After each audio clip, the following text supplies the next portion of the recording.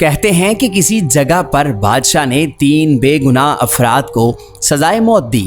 بادشاہ کے حکم کی تعمیل میں ان تینوں کو پھانسی گھاٹ پر لے جایا گیا، جہاں ایک بہت بڑا لکڑی کا تختہ تھا جس کے ساتھ پتھروں سے بنا ایک مینار، اور مینار پر ایک بہت بڑا بھاری پتھر مضبوط رسے سے بندھا ہوا ایک چرخے پر جھول رہا تھا۔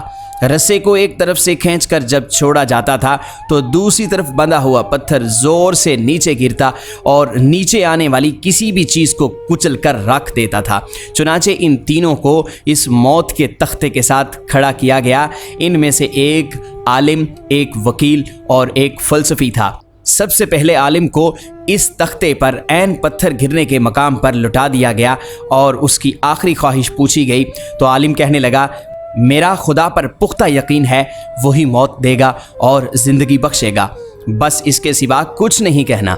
اس کے بعد رسے کو جیسے ہی کھولا تو پتھر پوری قوت سے نیچے آیا اور عالم کے سر کے اوپر آ کر رک گیا۔ یہ دیکھ کر سب حیران رہ گئے اور عالم کے پختہ یقین کی وجہ سے اس کی جان بچ گئی اور رسہ واپس کھینچ لیا گیا۔ اس کے بعد وکیل کی باری تھی۔ اس کو بھی تختہ دار پر لٹا کر جب آخری خواہش پوچھی گئی تو وہ کہنے لگا کہ میں حق اور سچ کا وکیل ہوں اور جیت ہمیشہ انصاف کی ہوتی ہے، یہاں بھی انصاف ہوگا۔ اس کے بعد رسے کو دوبارہ کھولا گیا، پھر پتھر پوری قوت سے نیچے آیا اور اس بار بھی وکیل کے سر پر پہنچ کر رک گیا۔ پھانسی دینے والے اس انصاف سے حیران رہ گئے اور وکیل کی جان بچ گئی۔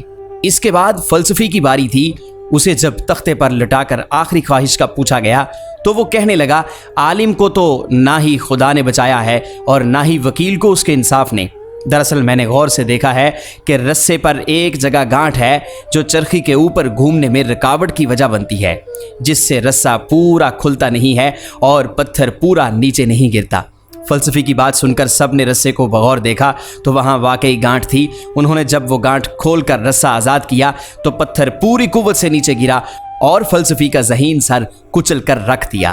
حکایت کا نتیجہ، بعض اوقات بہت کچھ جانتے ہوئے بھی منہ بند رکھنا حکمت میں شمار ہوتا ہے۔